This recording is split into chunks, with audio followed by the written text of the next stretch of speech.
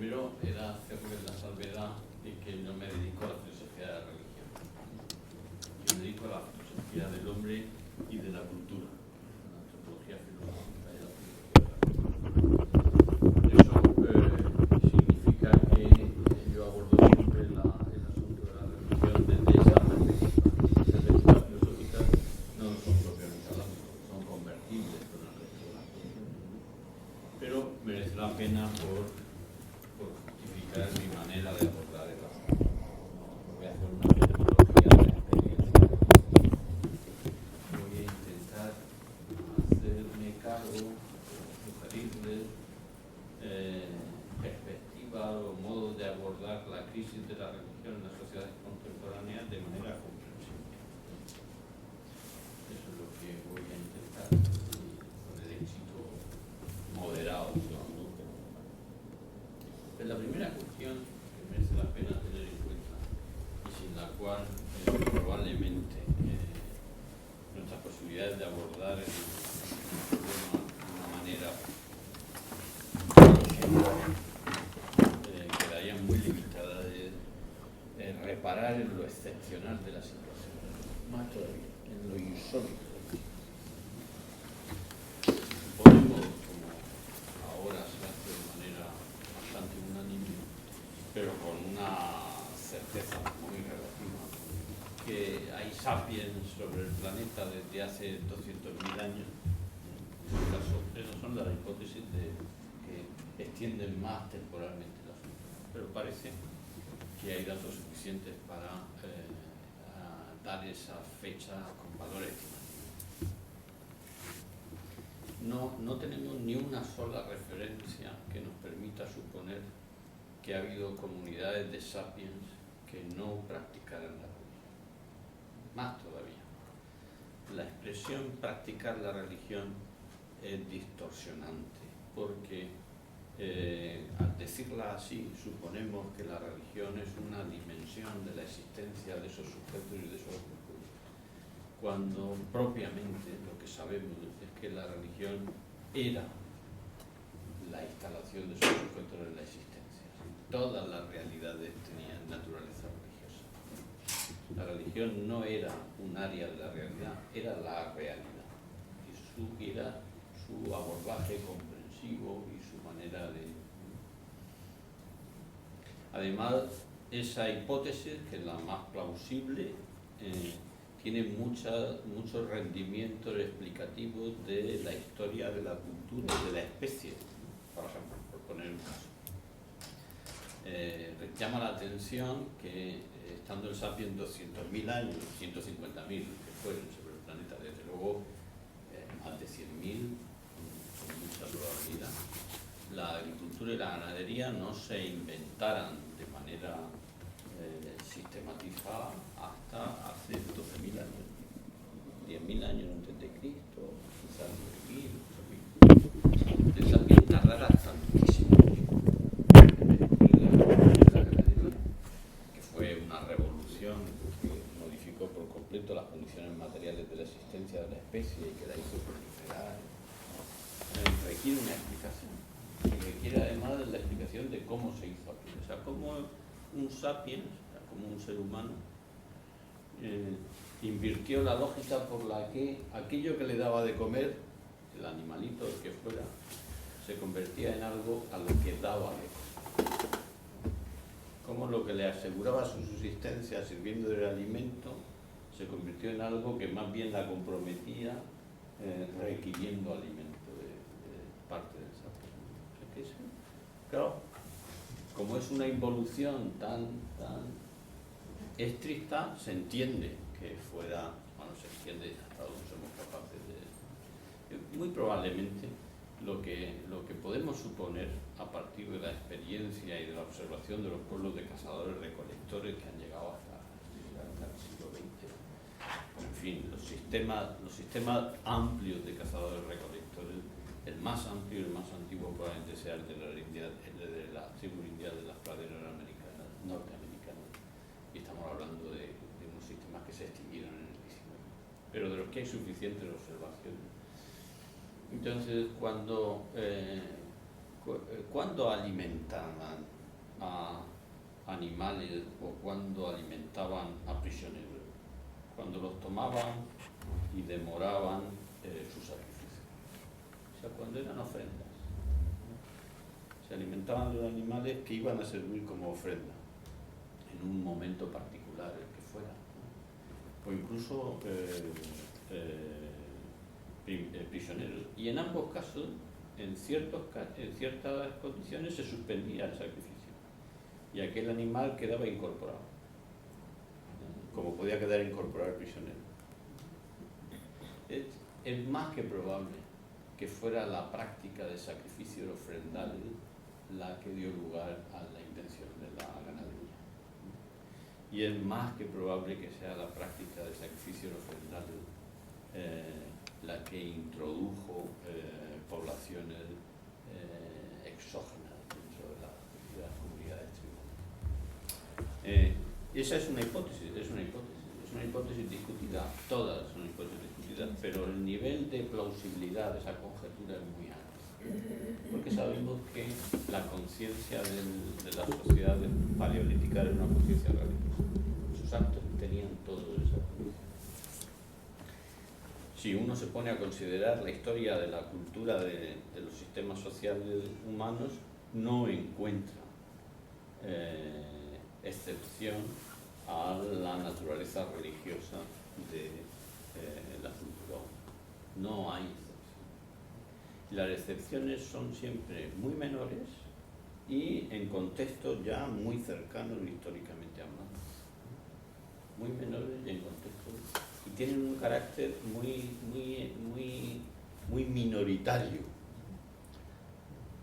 No existe el fenómeno de la increencia religiosa hasta la modernidad occidental, en el que ese fenómeno se convierte en un acontecimiento de dimensiones masivas y ahora ya en muchas de las sociedades desarrolladas mayoritarias. Europa probablemente sea el continente que en este proceso lleva algún paso de ventaja al resto, y en Europa nos encontramos sociedades que están sencillamente, no es que estén, es que están desreligiosizadas, por decir un palabra que no existe. Estas encuestas siempre son relativamente fiables, pero las últimas que yo conozco es que en Inglaterra al oficio dominical, sea de la religión que sea, lo cual incluye los viernes y los sábados islámicos y judíos, asisten en torno al 8% de la población. En Alemania el 17%, y ese dato está un poco distorsionado porque tenemos siempre a la Baviera hipercatólica que puede estar sobre el 20 y tanto, y modera lo que en otras zonas son sencillamente no. España, que es un país de tradición católica, a la misa de los domingos se supone que acuden en torno al 25%. Dice, creo un 25%. Es verdad que luego la contribución en los impuestos estatales, que es voluntaria, que se puede hacer en la Iglesia, me parece que pasa un poquito del 30%, pero bueno, estamos hablando de un tercio del país. De un tercio del país, de un país de tradición católica, incluso muchos dirían hipercatólica.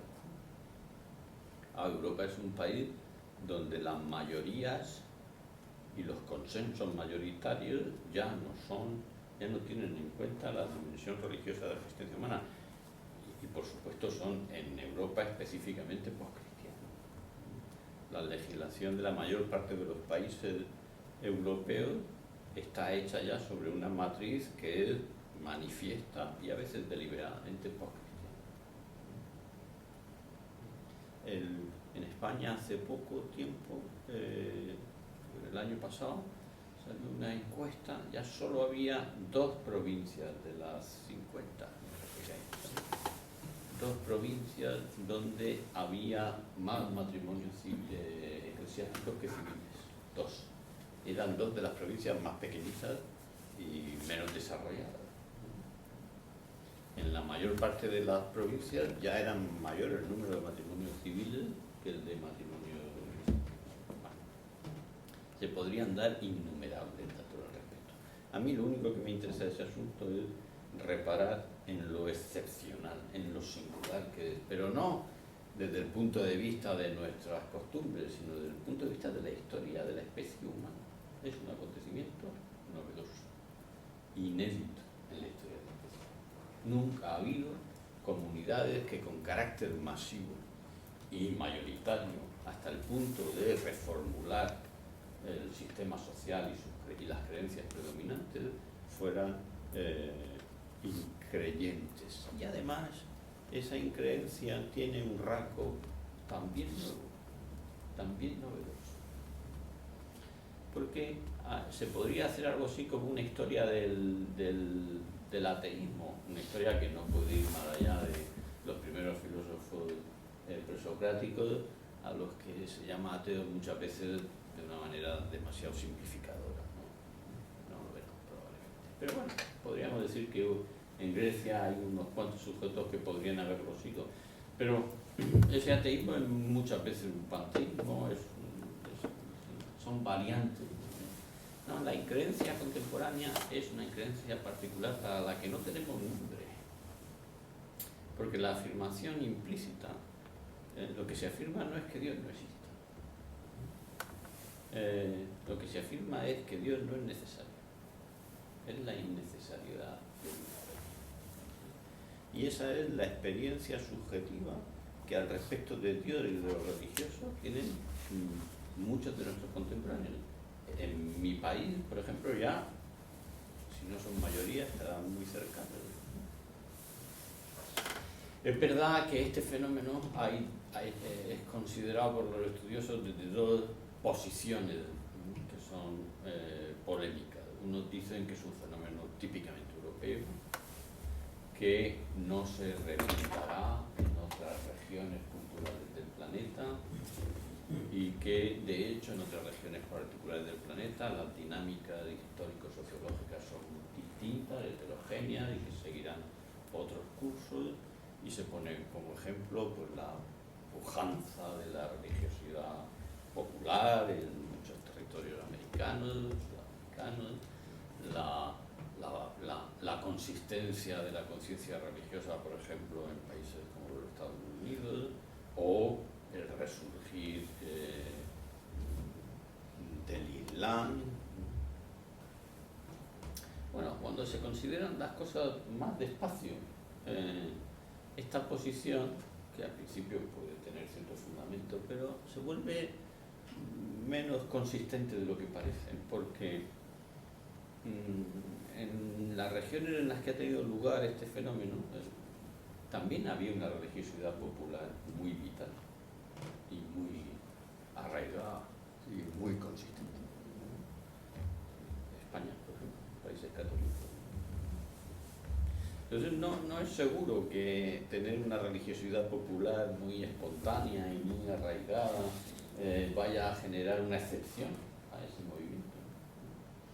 El famoso resurgimiento del Islam, considerado, cuando los estudiosos lo consideran también en detalle, resulta no ser una excepción tan neta como parece, ¿no? Si alguien está interesado en ese asunto, les recomiendo los escritos de un antropólogo que se llama René Girard.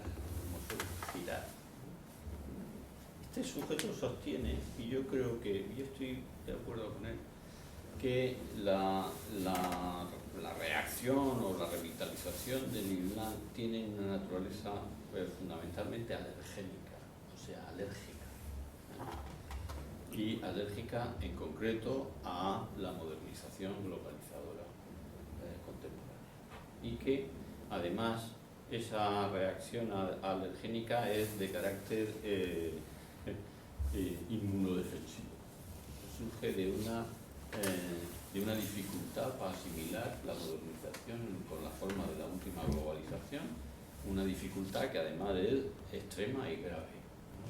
El Islam no puede asimilar como religión ni la forma ni las consecuencias que se siguen de la modernización globalizadora, y está en el dilema de reaccionar o de realmente tener una mutación que una mutación que sería realmente una reformulación del Islam. Porque el Islam no es una religión, sino al modo de la religión de los hombres del Paleolítico. Es una religión, es un sistema legal, es un ordenamiento jurídico, es una estructura de poder, es una identidad étnica, lingüística y cultural. Es el universo en el que vive una comunidad, como vivían las tribus de cazadores-recolectores. De hecho, el Islam empieza siendo una religión tribal, para sujetos que tenían, socialmente hablando, muy pocas diferencias estructurales sociales. Y hay pruebas de estas, les contaría un montón de cosas, pero no tenemos tiempo. Pero, por ejemplo, Teherán, la capital del primer país donde se reformula un teocratismo de naturaleza islámica. Como saben ustedes, el jefe de Estado es un ayatolá, la sharia es el código civil y el código penal, y además que se funda con la expresa reacción contra la modernización occidentalizadora del régimen de los Shah, y que además lleva más años y que podría, se supone que tendría que haber dado al sistema con mayor consistencia. Pues, en Teherán, en todo Irán, está prohibida la televisión por satélite. ¿Por qué? Obviamente la televisión por satélite plantea un problema de gobierno de los contenidos y Teherán es la segunda ciudad del mundo con más antenas parabólicas por habitante. Y esto, obviamente, el régimen lo sabe, porque esto nosotros lo sabemos por la fotografía aérea, o sea, por Google Maps, y hay más antenas parabólicas que habitantes de Teherán. Es difícil disimularlas. O sea, que no es un secreto de la CIA, ¿no? El año pasado, la serie con más éxito en Teherán era una serie de entretenimiento española sobre un guerrero que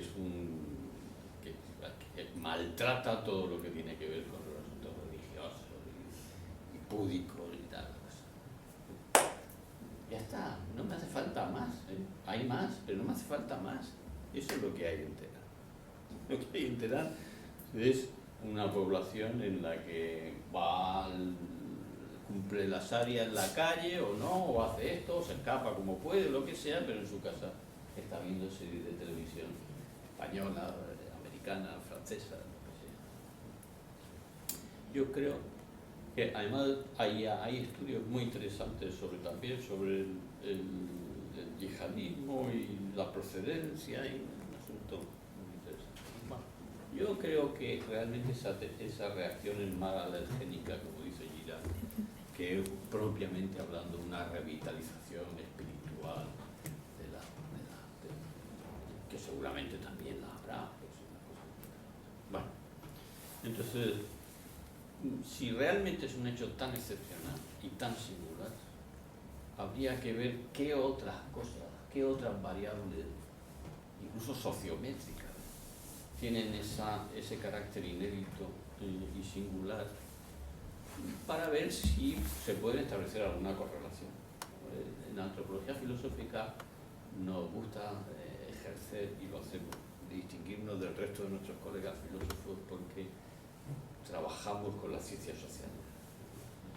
A mí no me parece irrelevante la información que la sociología o la demografía, todo lo contrario, me parece que hoy no pensar considerando esa información es sencillamente. Pues cuando uno se pone a preguntarle a los demógrafos o a investigarles, se encuentra con que ciertamente en nuestro tiempo han pasado cosas que son también tan insólitas y tan inéditas. Voy a hablar solo de dos variables sociométricas, por así decirlo, que nos dejan ver con un vistazo cómo la situación, que nosotros asimilamos con la naturalidad de lo contemporáneo, tiene, sin embargo, desde el punto de vista de la historia de la especie, una novedad insólita. Por ejemplo, las dos variables sociométricas que afectan más en cuestiones demográficas son, la primera de ellas es lo que conocemos como mortalidad infantil. entendemos por mortalidad infantil la muerte de los neonatos o recién nacidos o desde recién nacidos hasta el primer año de vida. Entonces suponemos que, por ejemplo, en Haití, cuando el terremoto, no tenemos datos porque ahí no había censos, pero la mortalidad infantil podía estar entre 150 y 250.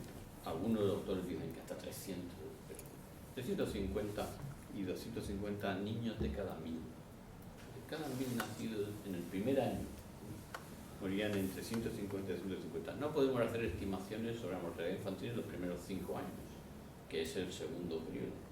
Pero en los primeros 5 años se puede suponer que al menos otro tanto o un poco menos, otro tanto a la baja. Claro, en esos mismos años, la mortalidad infantil, en esos mismos años, bueno, los inmediatamente posteriores, la mortalidad infantil, le estoy dando datos de memoria, con lo cual puede haber alguna variación, pero la mortalidad infantil en Europa, por ejemplo en Suecia, que era el país que tenía, era de un 0,2%. O sea, un 2%. O sea, un 2 por 1000, un 0,2%. O sea, de cada 1000 morían 2 en el primer año. No 200, sino 2. Y en Francia era ese mismo dato, pero un 0,3. Y el país con más mortalidad infantil en Europa era Rusia con un 1,1, o sea, 11 de cada 1000.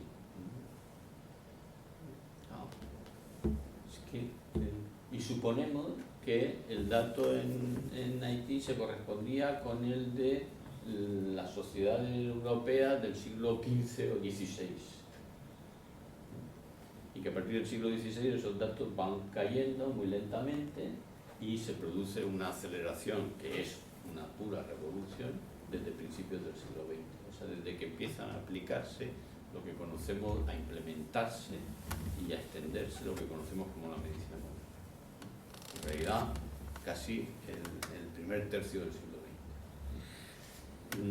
Esos mismos datos los podríamos ver en la mortalidad maternal. De hecho, muchas veces se habla de mortalidad materno-infantil, porque la primera causa de muerte femenina en todas las sociedades en las que no está implementada y extendida la medicina moderna es el parto. En todos los territorios donde no hay un sistema sanitario, y un sistema sanitario requiere de las infraestructuras viarias, de facultades de medicina, requiere de una sociedad al completo. La principal causa de muerte femenina es el parto. En África, en todos los países. Ni el SIDA, ni el ébola, ni nada. El parto. Y ha sido así desde que hay especies sobre el planeta. Porque la hembra humana es la única hembra de un mamífero que tiene graves problemas para dar a luz. Y todos los problemas para dar a luz de la hembra del sapiens vienen de la modificación de la estructura pélvica que requiere la posición bípeda.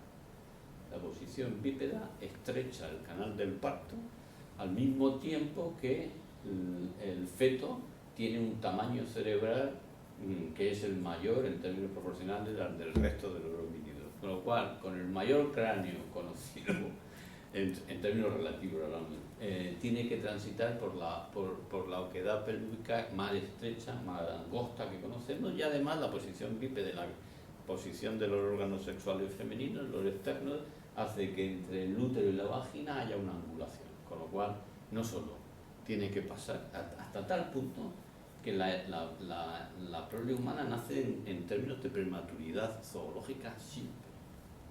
Es decir, si un bebé humano naciera con el grado de madurez medio del resto de los homínidos, los grandes monos antropoides, el embarazo tendría que durar el 40% más.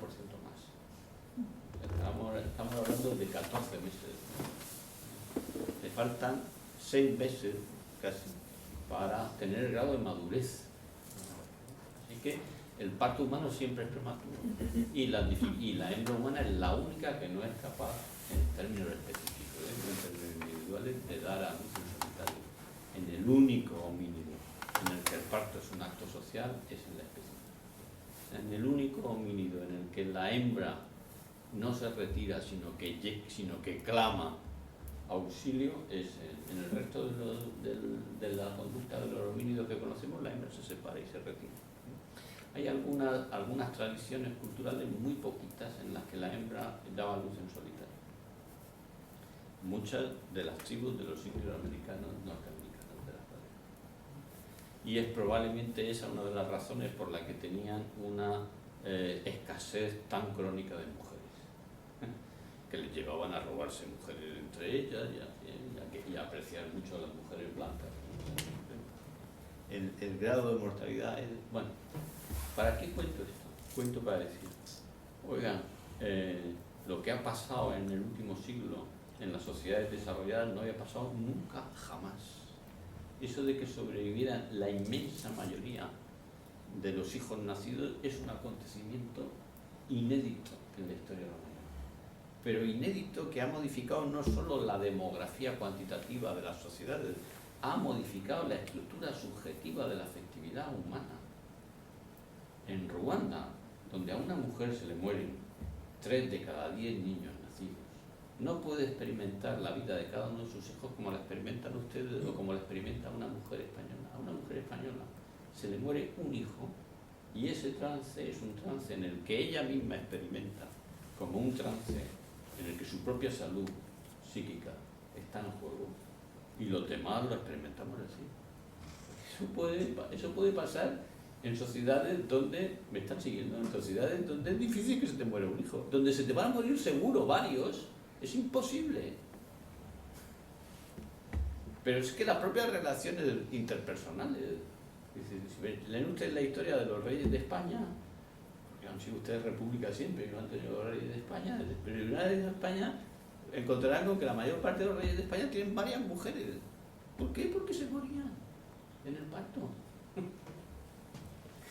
Como se morían en conjunto las mujeres. Una de las razones que aducen los historiadores para no dejar venir castellana a América era, por un lado, promover el mestizaje y por otro, no despoblar Castilla de mujeres. Porque como se produjeran migraciones femeninas, pues hacía falta muchas mujeres por encima del número de varones para que... Bueno, entonces, eso es completamente novedoso. Que ustedes experimenten con los hijos nacidos el tipo de relación que experimentan tiene que ver con el grado de expectativas que tienen de la supervivencia de ese niño. Y el grado de expectativas de las... ¿Se entiende?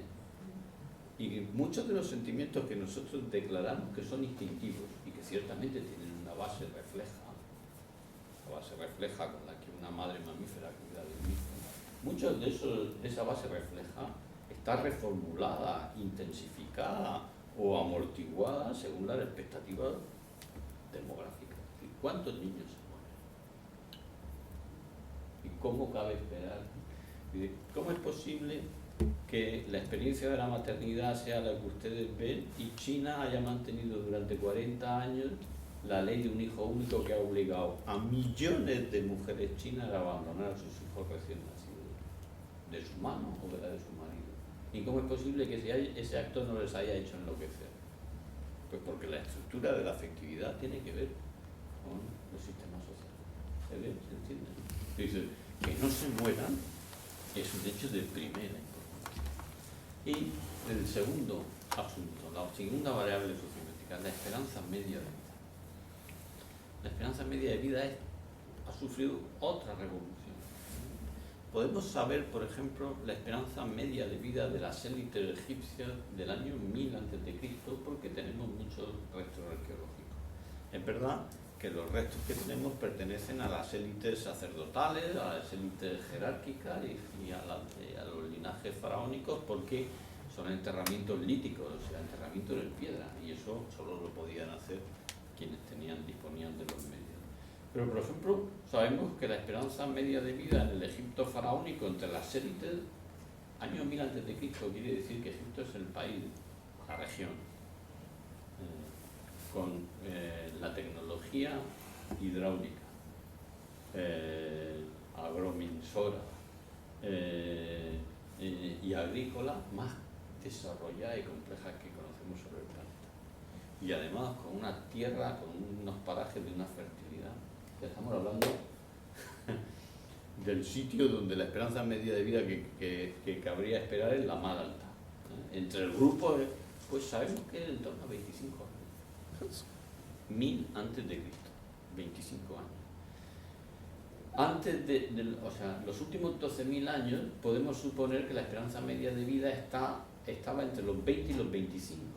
¿Por qué? Porque estamos seguros que el descubrimiento de la agricultura y de la ganadería supuso una mejora. Y por tanto, suponemos, y es la suposición, yo creo que más unánime, que los grupos de cazadores recolectores del Paleolítico, o sea, los que no practicaban la agricultura ni la ganadería, tenían una esperanza media de vida inferior a 25. 20 es la referencia que se suele dar. Aquí con la esperanza media de vida hay siempre que tener en cuenta que por lo que sabemos se han modificado un poco los umbrales de edad, quiero decir.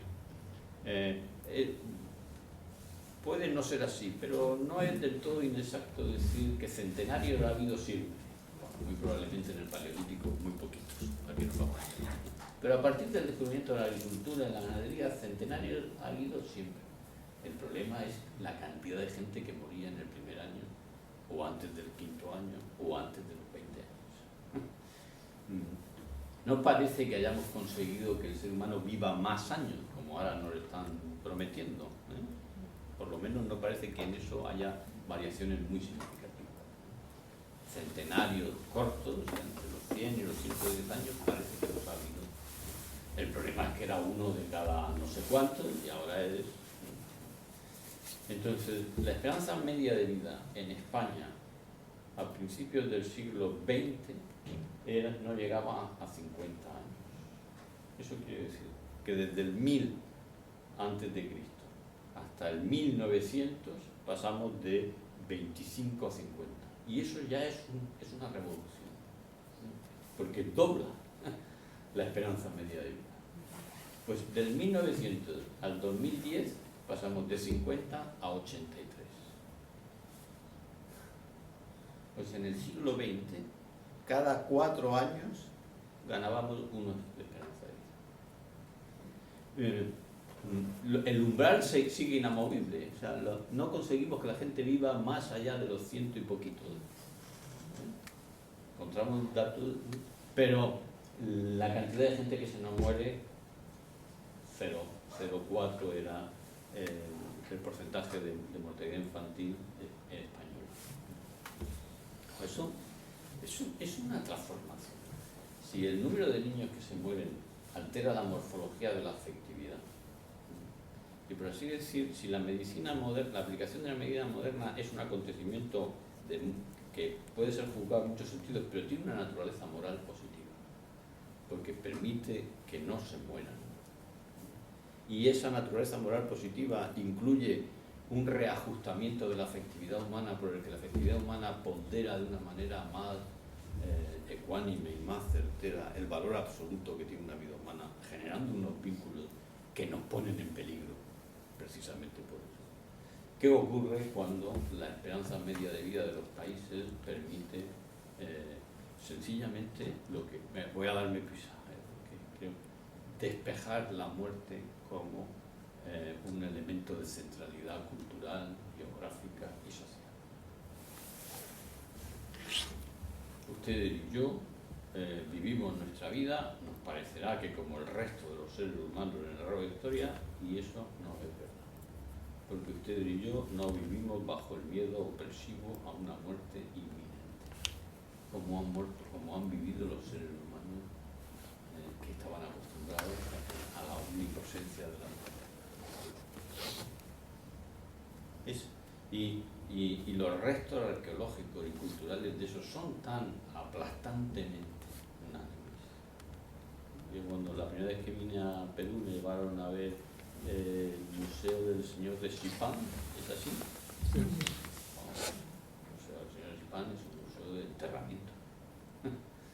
Los monumentos que hay en toda Europa son enterramientos. Las pirámides de Egipto son tumbadas. en los dólmenes son funerarios. La omnipresencia, la centralidad de la muerte como fenómeno cultural, esa centralidad ha decaído en las sociedades contemporáneas por primera vez en la historia del ser humano. Por primera vez en nuestros sistemas sociales los ritos funerarios no tienen carácter central.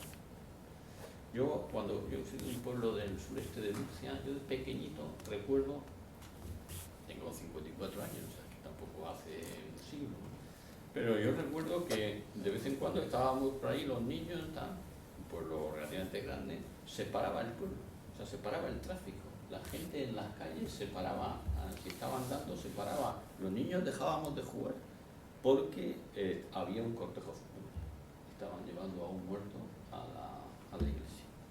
Hoy, en España, eso es imposible, con seguridad que las ordenanzas municipales lo prohíben. Entonces no pueden sacar un muerto. El muerto no puede transitar la vía pública si no es en un vehículo, con lo cual el muerto pasa desapercibido. Si hoy se sacara en cortejo fúnebre a un muerto en cualquiera de las ciudades españolas, habría un escándalo. Y la mayor parte de nuestros conciudadanos, yo mismo experimentaría eso como un elemento cuasi obsceno.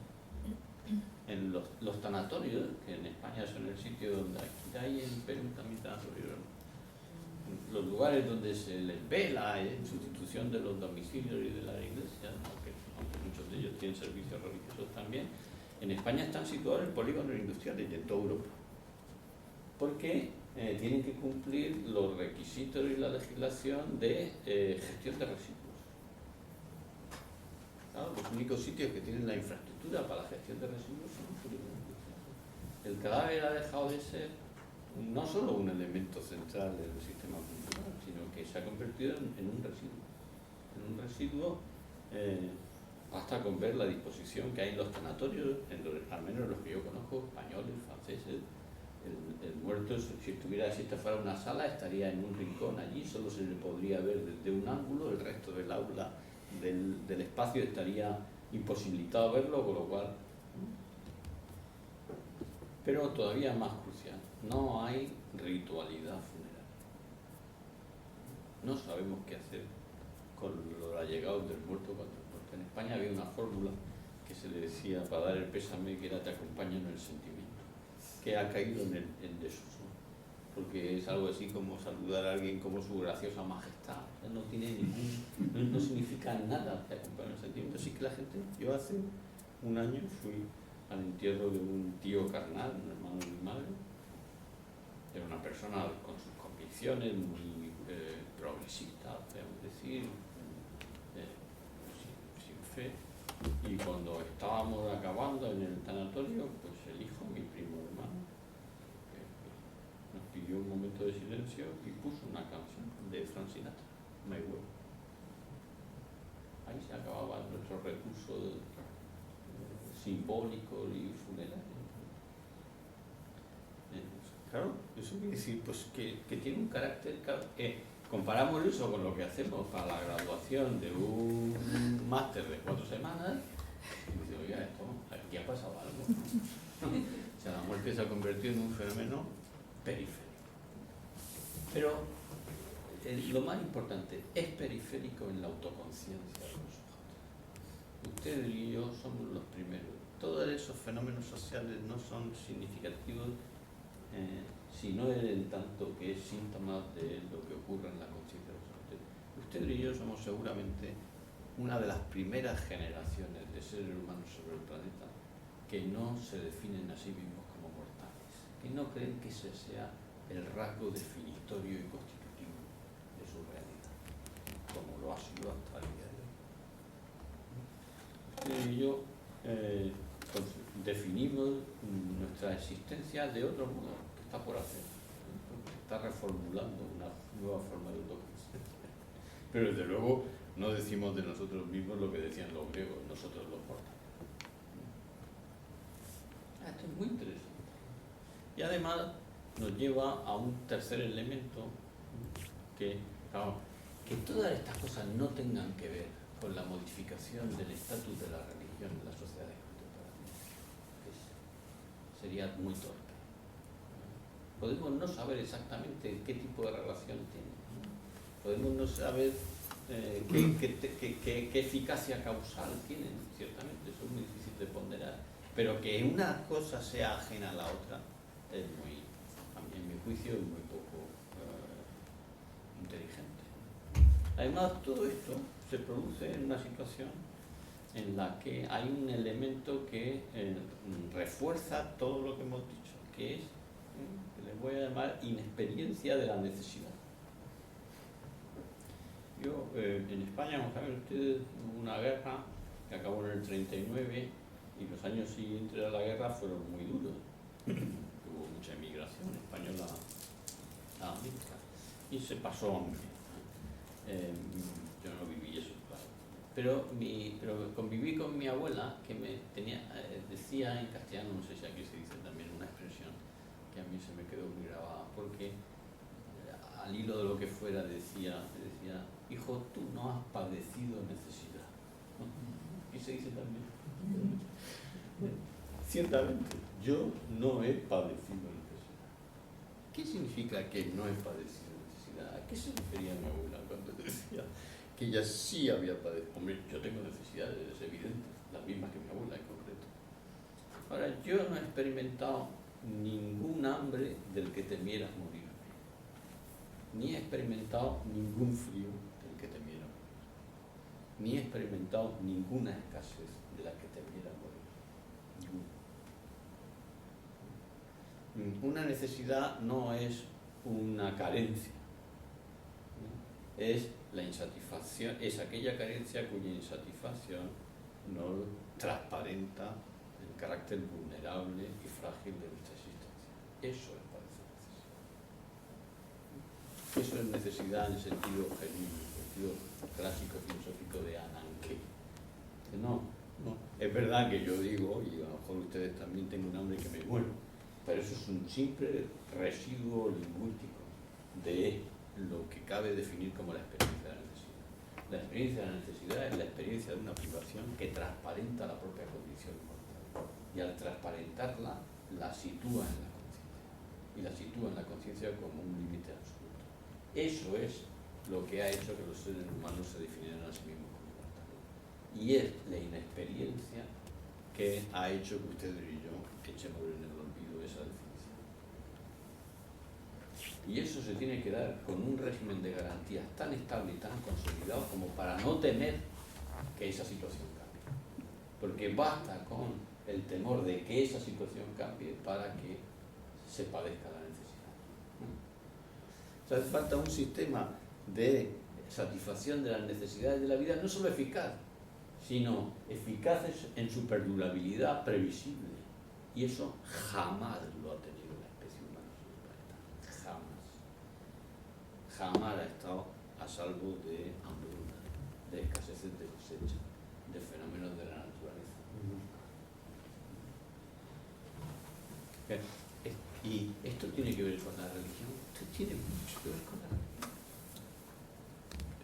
Porque si no se nos muere la gente y nosotros no tememos morirnos y no hay experiencia de la necesidad, hay una dimensión de las prácticas religiosas que, respecto de la que se tiene exactamente la experiencia que nuestros contemporáneos dan de su relación con Dios, que es la innecesariedad de la rogativa, de la petición, de la súplica, que es uno de los tres hábitos que generan universalmente todas las prácticas religiosas. No es el único, es uno, pero es probablemente el que le daba a la religión su carácter más masivo y universal.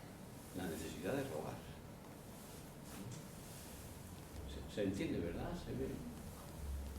Y dice, sí, ¿cuál fue mi opinión? Si podemos aventurar a una explicación del decaimiento de la crisis de las primeras sociedades contemporáneas, una de las variables que hay que tener en cuenta es la debilitación del hábito y de la necesidad del hábito de la súplica, de la petición, del ruego, que ha sido una práctica y que además, como ustedes saben, es cuando se experimenta hace resurgir el hábito de la rogativa. Hasta mis amigos más incrédulos, cuando y que declaran la innecesariedad de Dios y de la religión, cuando el hijo no vuelve 2 horas después de lo previsto y no contesta al móvil, están haciendo rogativas, aunque sea porque... Pero es que vivimos en una situación completamente excepcional. Es que nunca nadie ha vivido con un horizonte temporal y con un régimen de garantías en las condiciones y satisfacciones de las necesidades de la vida como el de las sociedades contemporáneas. Y al mismo tiempo se ve, ¿no? Se entiende el asunto. Vale. Lo siguiente que me parece que podemos entender es que no solo se ha debilitado el hábito de la petición, sino que el hábito de la petición implica el hábito social, el hábito personal, el hábito subjetivo. El hábito de la petición es también el hábito que surge de la autoconciencia de la contingencia.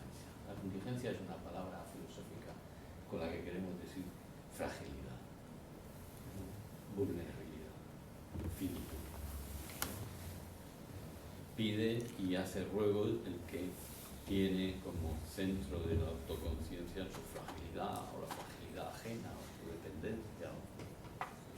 Pero el debilitamiento de ese hábito, porque es correlativo, produce también el debilitamiento de otro hábito que es también genuinamente religioso y además con carácter universal, que es el de la gratitud, el de dar gracias. Quien no tiene que pedir, no tiene que agradecer. Y la gratitud es el otro hábito, con sus prácticas, que fomentan las religiones con carácter universal. Con carácter... Por supuesto que se pueden encontrar excepciones, tipos de religiones donde vale, sí, pero esas son excepciones. A mi juicio abrumadora mayoría, y entre el hábito de la petición y el hábito de la gratitud media otro hábito que también ha decaído y que tiene que ver con el decaimiento, que es el de la ofrenda. Los 3 hábitos que suscita la práctica religiosa es la petición, o el ruego, la ofrenda o el ofrecimiento y la acción de gracias o la gratitud.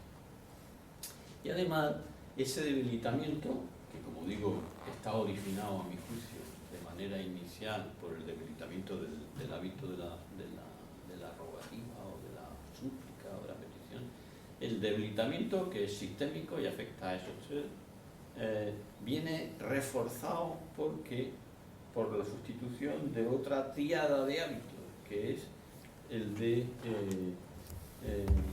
que se sigue de la condición de ciudadano, que es donde la conciencia religiosa pide, el ciudadano tiene derechos. Donde la conciencia religiosa ofrece, el ciudadano tiene deberes. Y donde la conciencia religiosa da gracias, el ciudadano exige el cumplimiento de los deberes ajenos y de los derechos propios. O dicho de otra manera, aparece un sujeto que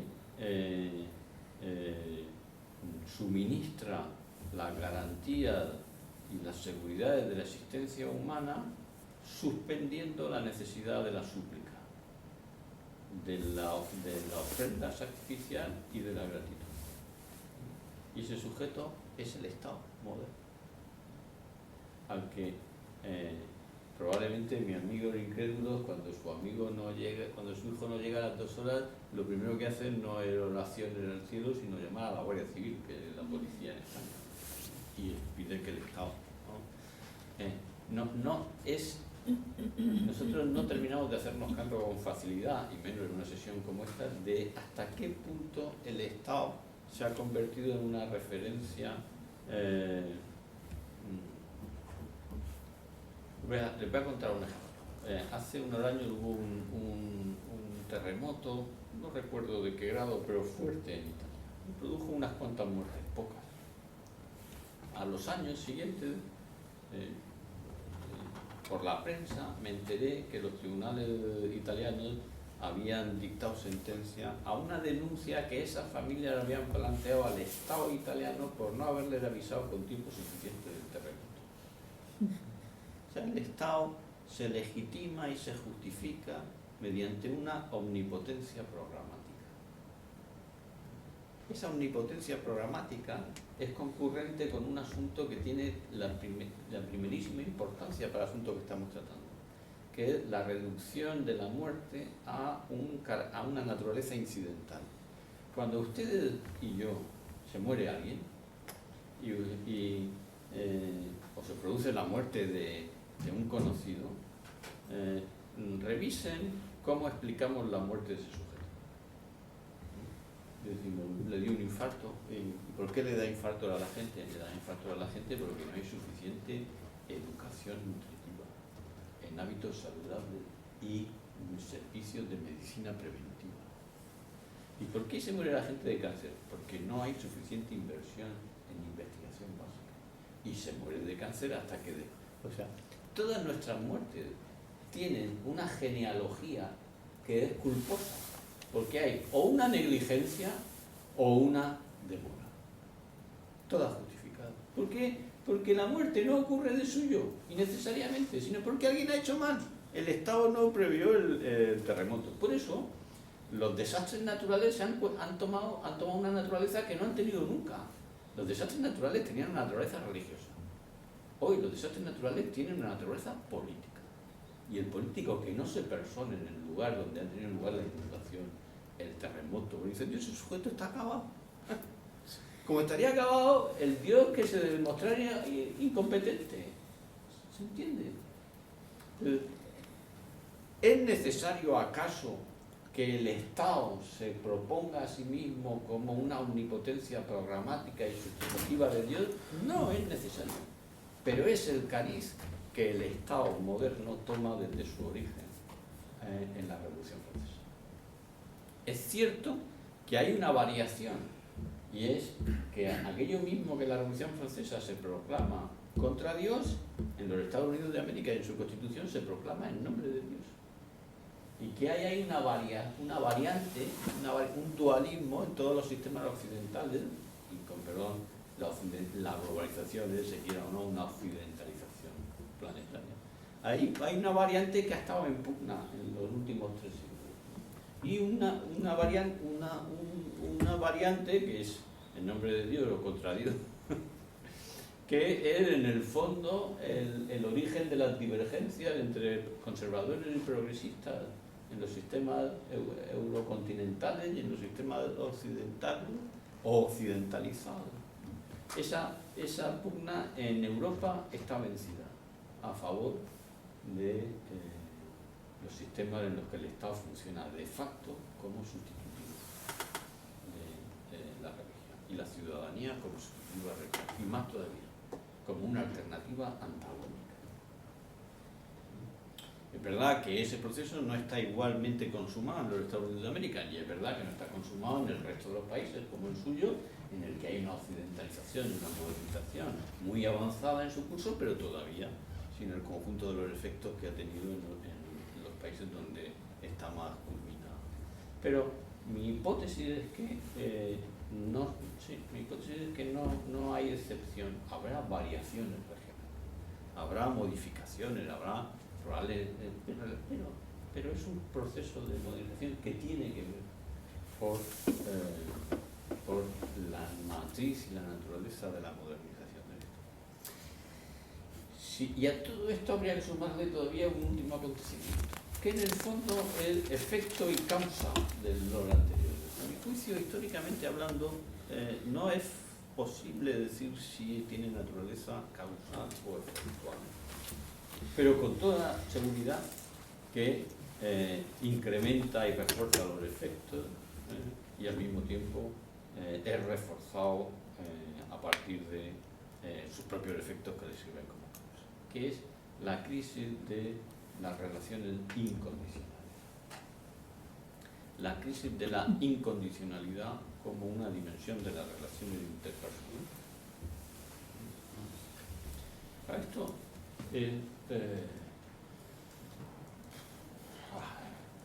me costaría contárselo con detalle, ¿no? Pero la relación incondicional de carácter más instintivo, por así decirlo, es la relación materno-filial.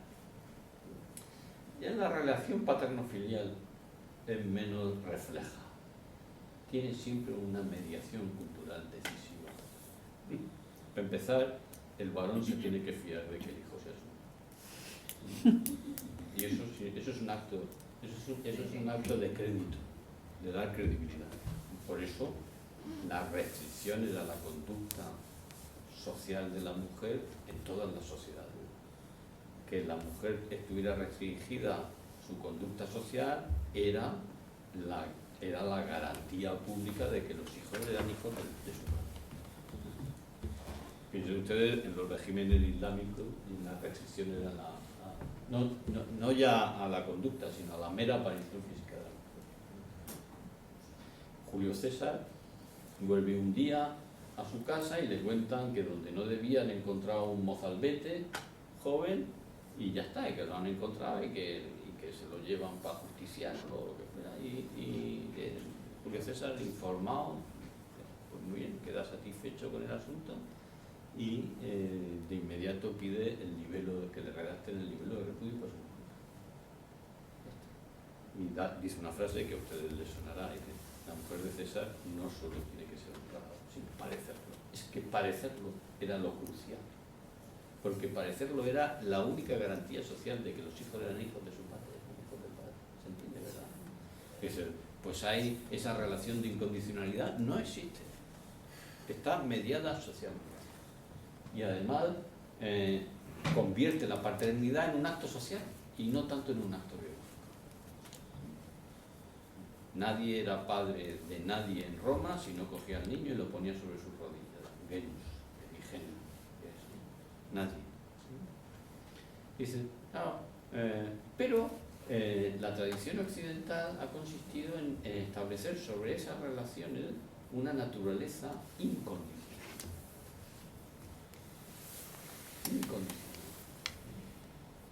La historia de Occidente es eso, es la historia de cómo a los padres primero se les ha establecido la obligación de cuidar del hijo, luego se les ha limitado el poder sobre el hijo, un poder que en latín se llamaba soberanía y que significaba que el que daba la vida podía quitarla.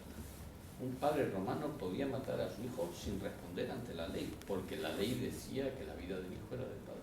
Eso es lo que significa soberanía, ¿eh? Soberanía significa quién puede dar muerte sin ser ajusticiado. Eso es lo que significa soberanía, incluso en su extrapolación política. Sí, pero esa es la historia de Abraham y de Isaac. Los contemporáneos de Abraham hacían sacrificios humanos con sus hijos. Perdón, los contemporáneos de Abraham y los contemporáneos de Cervantes en América.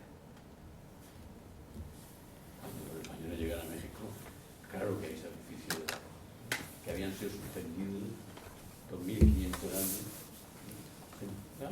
La tradición occidental es la tradición en la, por supuesto que no es la única, pero es una en la que de manera muy intensa y en algunas instituciones con carácter completamente excepcional se establecen vínculos de incondicionalidad que están estrechísimamente vinculados a la práctica religiosa. La institución más importante y más crucial y que más vertebra el orden social y sobre la que recae una naturaleza incondicional, que es una pura excepción porque no se da en el resto de los sistemas sociales, es la incondicionalidad del vínculo esponsal. O sea, dicho en los términos habituales, la indisolubilidad del matrimonio. La indisolubilidad del matrimonio no la encontramos en ningún otro sistema social. No existe. Ni siquiera existe entre los cristianos separados de la tradición romana, como saben ustedes. Es la institución civil en la que un vínculo de naturaleza libre y electiva se transubstancializa en un vínculo incondicional e indisponible por los sujetos que lo establecen. Eso. Y ese vínculo solo puede tener naturaleza religiosa, porque la incondicionalidad de un vínculo tiene siempre connotaciones religiosas. Y si es un vínculo libre, no biológico, como el de la madre con un hijo, ese acto es siempre una naturaleza ritual que consiste en prometer una cosa que los que la prometen saben que no están en condiciones de poder cumplir. Y por tanto, que no pueden prometer con honestidad sino es invocando en su ayuda un poder más grande que el suyo. Eso es. Por eso el matrimonio tiene naturaleza sacramental. Porque nadie puede prometer eso en sus sanos juicios. Es temeraria esa promesa. Pero precisamente esa temeridad se cura invocando un poder más grande que el que uno tiene, para sortear unas dificultades más grandes que las que uno podría sortear por sí solo. Por eso el vínculo se hace ante Dios, en presencia de Dios e invocando su oración. ¿Se entiende? Claro, pero eso es una institución civil. En el orden civil, en donde esa institución se desvanece la forma institucional de la religión. No digo la iglesia institucional, digo la dimensión institucional de la vida civil. O sea, la institución de un ciudadano que sea simultáneamente y que pueda conciliar las dos constelaciones. Dice, bueno, hay experiencias de otro tipo, claro, y estudiarlas estaría muy bien. Por ejemplo, es muy singular la sociedad norteamericana a este respecto. Primero porque es una variación de la matriz francesa, y en segundo lugar porque la práctica de la religiosidad, una religiosidad muy personal, muy heterogénea, muy plural, pero ciertamente en la que todavía pervive una importancia pública y privada de la religión que, sin embargo, se produce en unas condiciones de desarrollo económico. Pero las singularidades de los Estados Unidos de América a este respecto son tan intensas que me llevaría eso solo por ejemplo, basta con poner un ejemplo. O sea, en Perú hubo universidades y hubo hospitales no porque reinara durante unos siglos el rey de España, porque el rey de España nunca se ocupó de la educación ni de la sanidad, como ningún rey europeo. Los reyes europeos tenían encargados de la hacienda, de la justicia, de la marina, del ejército, de las relaciones exteriores, pero nunca hubo un ministro de educación ni un ministro de sanidad, jamás, ni un ministro de asuntos sociales. Y no lo hubo porque el sistema educativo y el sistema hospitalario estaba a cargo de la Iglesia. Y estuvo así hasta la Revolución Francesa. Cuando la monarquía está vinculada a la creación de universidades o de hospitales, a título de fundación. La monarquía funda, ¿no? Y la sostiene. Pero eso no le pone a cargo quien estaba a cargo del sistema, con su complejidad institucional interna, era la Iglesia. Por eso en los Estados Unidos de América el Estado no tiene educación ni sanidad pública, porque no tuvo que heredar. Tiene otra cosa desde el punto de vista político muy interesante, que es el municipalismo que hereda del sistema del anglicanismo británico. Es que cuando se disuelve la Iglesia Católica en el mundo británico, todo queda organizado según las parroquias. Las parroquias son las que dan lugar a los colegios, dan lugar a contratar al médico, entonces aparece el municipalismo, que es crucial para entender la morfología, que no es el municipalismo hispánico, que tiene otra matriz y es distinta, ¿no? Bueno, pero ¿eso qué quiere decir? Eso quiere decir que todo el sistema de atención a las necesidades cruciales está ejecutado en los sistemas políticos europeos por sujetos que han generado con esa dedicación un vínculo incondicional. Son unos sujetos que han hecho lo más parecido a una promesa esponsal, que es un voto. Mi oficio se llama profesor porque quienes lo ejercían habían profesado la perfección de los consejos evangélicos, que eran castidad, humildad y obediencia. O sea, las tres virtudes cristianas que no aparecen en el elenco de las virtudes clásicas. Y por eso llamamos profesionales. Se supone que la profesionalidad es un vínculo de naturaleza incondicional, con los deberes que se siguen de la profesión. Profesión en el latín antiguo significaba declaración pública. Entonces, yo hago declaración pública de que sé filosofía. Pues eso significa que hay algunos deberes que me son indispensables. O sea, nadie me puede dispensar. Por ejemplo, conocer mínimamente la historia de la filosofía, decir la verdad públicamente. Con eso se supone que yo he establecido unos vínculos de incondicionalidad. Pero eso tiene una institución que lo representa y que lo hace presente y que lo hace presente representando en el orden social, que es precisamente las relaciones incondicionales de naturaleza personal, que son las que entre nosotros están en una crisis que es una crisis de magnitud y de forma desconocida. Bueno, pues yo creo que les he contado más o menos lo que les quería contar. Solo me queda el último asunto, y mi posición personal es que la condición de ciudadano y de hombre de fe o religioso o practicante es perfectamente conciliable, más todavía que la condición del ciudadano y el régimen social que genera el Estado es de suyo insuficiente. Y mi convicción sigue de algo que les voy a decir con toda la rapidez, y es la siguiente. Mis derechos nunca quedan satisfechos si aquel que tiene que atenderlo no hace más de lo que es su estricto deber. Voy a explicarlo. Y además, el deber ajeno nunca me exime de la gratitud. Por ejemplo, se lo explica corriendo y al policía que ha hecho profesión del oficio de policía y que por tanto ha declarado al público que está dispuesto a poner en riesgo su vida para salvar la vida ajena.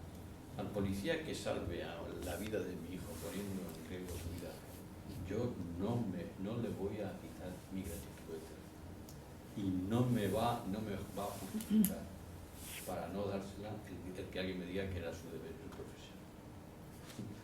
En realidad, mi derecho a que otro haga justicia a su profesión, que implica poner su vida en riesgo para salvar la de mi hijo, ese derecho en realidad solo puede quedar satisfecho si el otro está dispuesto a hacer mucho más de lo que es su estricta obligación. Solo el exceso ajeno, y por tanto mi gratitud, reconoce y garantiza el sistema de derechos y deberes cívicos de la ciudadanía. Cuando compramos algo, por ejemplo, la asistencia jurídica de un abogado, nosotros estamos esperando de ese sujeto un desvelo, una atención y una vigilia de nuestros intereses que no tiene límite desde el punto de vista de nuestra expectativa. Y ciertamente, solo si él la lleva hasta el punto que excede lo que sería su estricta obligación, solo si la lleva hasta ahí, nuestro derecho queda satisfecho y nuestra expectativa queda satisfecha. ¿Se entiende?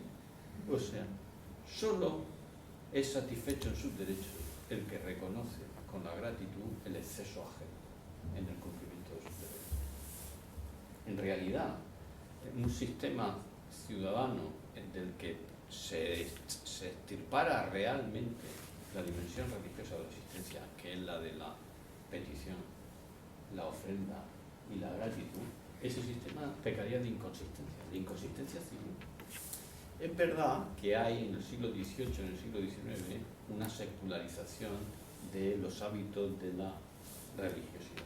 Una secularización que cuando se hace se pretende suficiente. Y en realidad es el primer intento de sustituir la religión, que son la tradición de la Ilustración europea de la cortesía. Pedir, por favor, ofrecer y agradecer son las tres modalidades principales de la buena educación, de los modales. La Ilustración escocesa cree que los modales pues, son la laificación de la religión. Pero ustedes y yo ya sabemos en qué quedan los modales cuando no hay experiencia religiosa. En mera cortesía instrumental. Ustedes y yo lo sabemos porque vamos a los concesionarios de coches y vemos el valor que tiene que el sujeto que está allí nos pregunte por cómo está nuestra familia. Ninguno. ¿Por qué? Porque ahí no hay una simple instrumentalización. ¿De qué? De los hábitos de pedir, de ofrecer y de agradecer. las tres cosas que le enseñamos a nuestros niños, que las cosas se piden por favor, que se comparte de lo que uno tiene y que se da las gracias. Esas tres dimensiones de la vida civil son insustituibles y su fuente es la religión. Y cuando esa fuente se obtura, el propio orden civil queda en pecado. Pues ya está, yo creo que con esto les he contado lo que les quería contar. Ahora se entenderá que la salvedad inicial que yo hacía cuando decía que yo soy filósofo y me dedico a la antropología filosófica era porque no iba a abordar la crisis de la espiritualidad. Un asunto para el que no tengo la autoridad que requiere el tema. Tengo la competencia mediana y modesta de pensar sobre las transformaciones sociales, las transformaciones culturales en relación con las transformaciones de la subjetividad. Y en esos términos los que les he querido explicar, o por lo menos ofrecerles vías de acceso comprensivo a la crisis de la religión en nuestra sociedad. Yo acabo. Ustedes pueden preguntar. ¿Tienen alguna pregunta?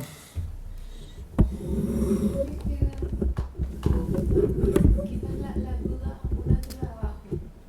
Entiendo que al desaparecer esa necesidad, ¿no? de gratitud, esa necesidad de petición. Bueno, presuntamente, ¿no? Al ser Desaparición presuntamente y tener una cierta o reemplazo al desaparecer ese vínculo con los esponsales y todo eso. Pero no hay algo constitutivo específicamente en el hombre, o sea, antropológicamente, que le haga buscar esa conexión aún más allá, que no necesariamente sea la gratitud, se sintiendo todo ese proceso de evolución como modernidad, ¿no? Que ya no necesitamos todo eso, entonces no me hace necesario pedir ni dar gracias. Pero no hay algo más adentro que me haya buscar ese vínculo, no tan superficial. Sí, estoy completamente de acuerdo. De las muchísimas cosas que no he contado, no he abordado el asunto de si esa situación produce una saciedad desde el punto de vista del espíritu o del sujeto, si sacia o contenta.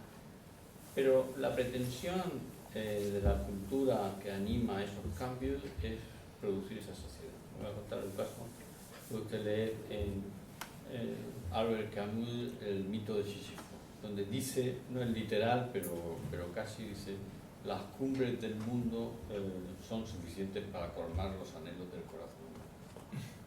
Uno puede no estar de acuerdo y tener la experiencia subjetiva de que eso no es así, pero la proclamación ideal es esa.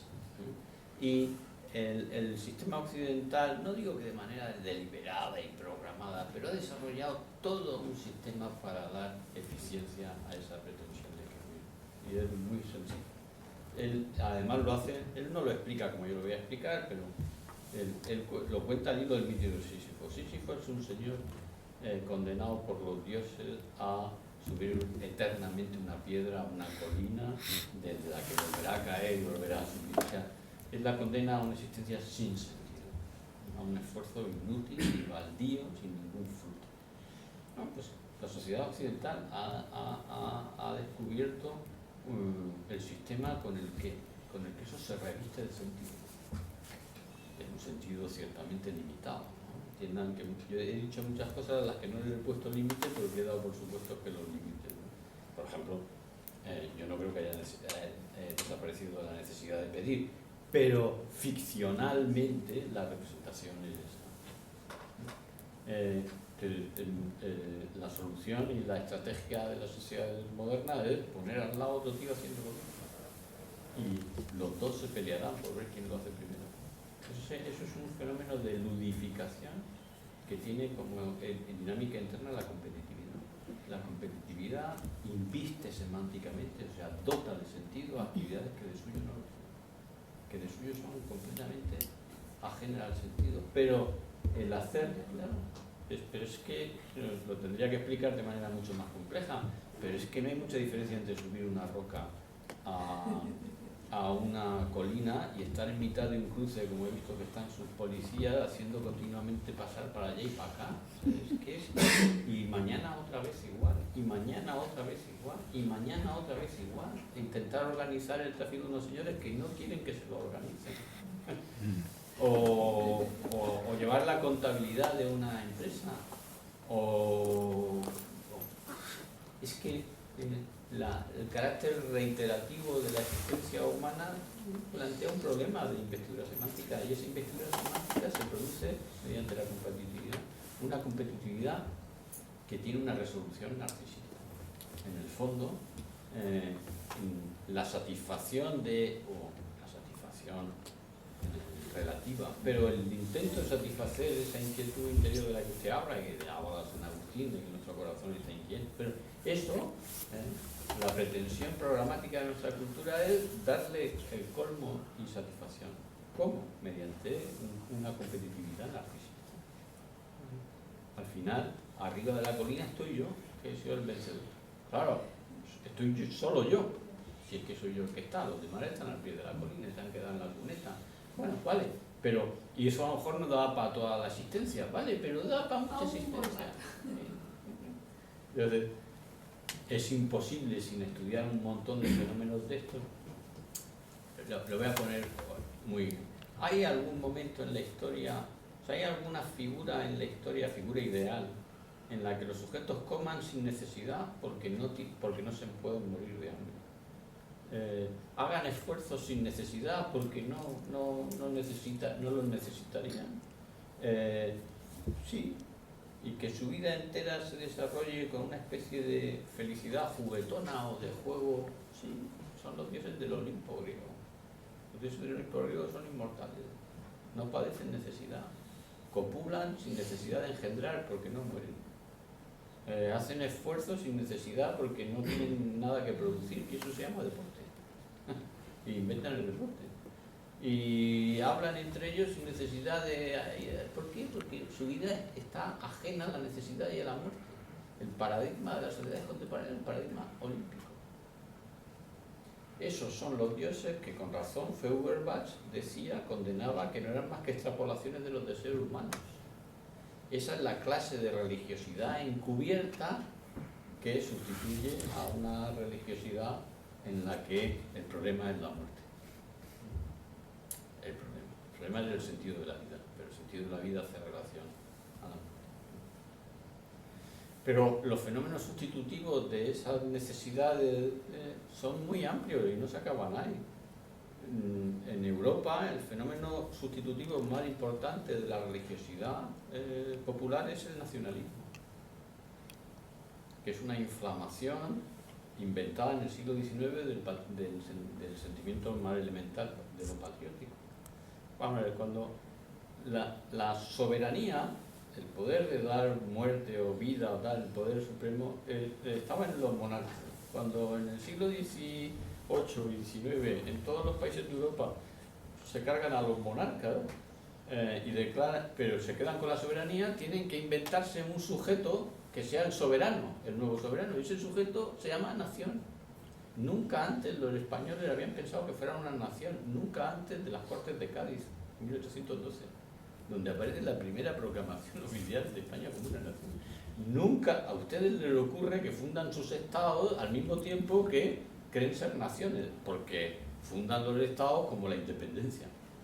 Y la independencia es exactamente el mismo fenómeno en el orden político que la emancipación filial en el orden social. Es decir, es la declaración de que somos un sujeto que es el sujeto de la soberanía y por tanto somos un pueblo, y eso es una nación. La nación es un invento del XIX en esos términos, y su exaltación es, bueno, eso es, o sea, los primeros fenómenos de irreligiosidad que conocemos en la historia de la humanidad, con carácter masivo y con la suficiente entidad social, son las aglomeraciones proletarias en las periferias urbanas de las ciudades británicas de la Revolución Industrial. Esos son los primeros grupos humanos en los que desaparecen los ritos, no hay templos ni clase sacerdotal. Pero el primer fenómeno de magnitud masiva y mayoritaria son los nacionalismos europeos de principios del siglo XX, con la forma de los fascismos y de los totalitarismos soviéticos. Son las primeras fórmulas políticas que se declaran de suyo ateas, entre comillas, una declaración más o menos formal. Y tienen naturaleza religiosa, tienen naturaleza religiosa de una religiosidad civil. Os voy a poner otro ejemplo. En España, las dos regiones con mayor intensidad de práctica religiosa durante el siglo XIX son las dos regiones nacionalistas del siglo XX, el País Vasco y Cataluña.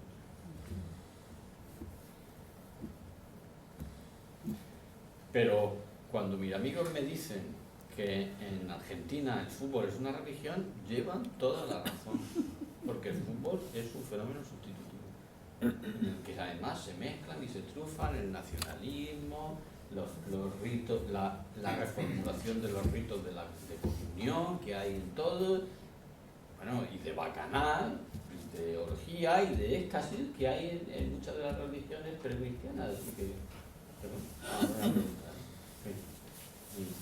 Y además a ustedes también les veo muy entusiastas con el fútbol. Sobre todo últimamente. No hay nada como tener triunfo, como triunfar. ¿Perdón? Sí, primero gracias por compartir todo lo que nos ha dado, muy interesante. Se me queda una cosa, dado que el ser humano no es un ser hecho, sino haciéndose, que todo lo que llamamos historia no es sino de alguna manera la expresión cultural del hombre, como ha ido desarrollándose, y no es lo mismo el hombre primitivo que el hombre actual, ni será el hombre del mañana. En ese sentido, la religión es indudable que le ha cabido no una misión, pero sí un resultado muy favorable para la humanidad, en el sentido que cumplió su etapa.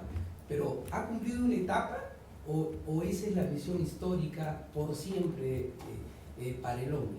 Es decir, esta necesidad es una necesidad de religiosidad, ha sido una necesidad circunstancial, o ahora que ya podemos vislumbrar un mundo distinto a partir del desarrollo y progreso de la cultura y de las ciencias, ya eso pasa a ser algo circunstancial del pasado y no el futuro. Esta tesis última que usted dice, la tesis de la Ilustración Europea del siglo XVIII, que ahora está más vigente que antes. Ahora está más vigente que antes porque además después de la Ilustración del XVIII tiene reformulaciones muy exitosas en el mundo de las ciencias sociales que se convierten en la cultura europea en un prejuicio de sentido común, que desarrollado por un filósofo que se llama Augusto Comte, que divide la historia de la humanidad en el estadio religioso, el metafísico y el positivo, y que sostiene exactamente eso. Que eso que usted ha dicho es la opinión predominante en la mayor parte muy mayoritaria de las cátedras de ciencias sociales y ciencias humanas de todo el sistema universitario euroamericano. Y en el mundo académico, en el ámbito de las ciencias sociales y humanas, es una certeza de elemental sentido común. Y quien la disputa se pone, yo por ejemplo, se pone al margen del consenso, del consenso dominante. A mí me parece, y yo entiendo las razones que apuntaban, o que parecen señalar en esa dirección, el hecho mismo de la crisis religiosa y su supuestamente eficiente sustitución por el Estado, de la ciencia por la religión, la crisis propia de la filosofía. Voy a contar una anécdota. Hace unos años murió de una enfermedad muy cruel, la ELA, un profesor de historia judío de origen, agnóstico, se llamaba Tony Judd, cuya obra les recomiendo mucho. Es un hombre de ideología progresista, socialdemócrata, un hombre muy sensato. Y este cuenta en uno de sus libros, tiene libros muy buenos, sobre todo sobre la posguerra, del siglo XX, pero sobre todo sobre la segunda mitad del siglo XX, libros de historia cultural, de historia social de Occidente. Entonces, este sujeto cuenta en uno de sus libros cuando ya está enfermo, muy enfermo, con esa parálisis progresiva que terminó matándolo, que fue una muerte que él llevó con mucha entereza, por lo menos eso es lo que sus libros dan a entender. Él cuenta que él estuvo en cátedras de toda la élite del sistema universitario europeo y americano.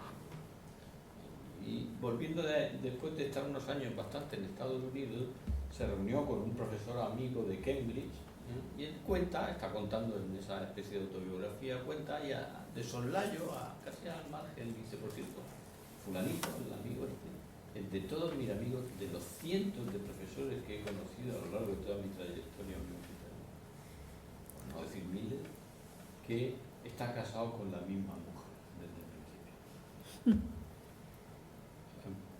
Al hilo de lo que yo le he dicho, a mí me parece que el carácter indubitado de que la religión es una etapa periclitada y los hábitos subjetivos del profesorado de las principales universidades occidentales, entre los que no está la incondicionalidad del vínculo esponsal, no son derechos incidentales y azarosos, sino que están en correlación. En mi caso se produce exactamente la misma ecuación al contrario. Estoy casado con la misma desde hace 27 y no tengo planes al respecto de modificación y seguramente eso no era ajeno a que yo crea que la religión no es una etapa histórica concluida. Y no está mal ver que los prejuicios, que los sujetos tenemos prejuicios emocionales que elaboramos teóricamente. Eso no está mal. Lo que ahora se trata de ver la consistencia de nuestros argumentos, la de los suyos y la de los míos, y la consistencia y la plausibilidad de nuestro. Los seres humanos somos capaces de una razón incondicionada, y lo más honesto que hay es poner de manifiesto cuáles son nuestros condicionantes.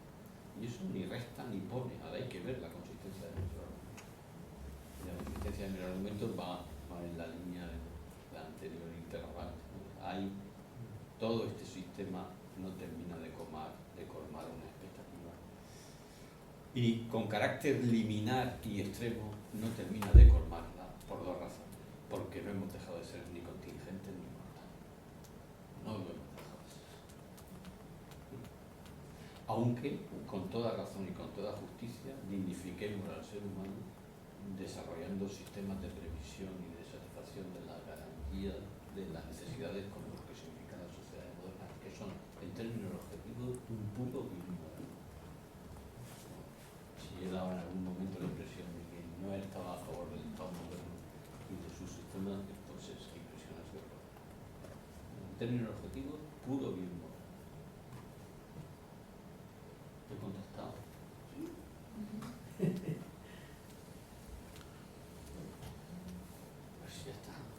Muchísimas gracias por la atención.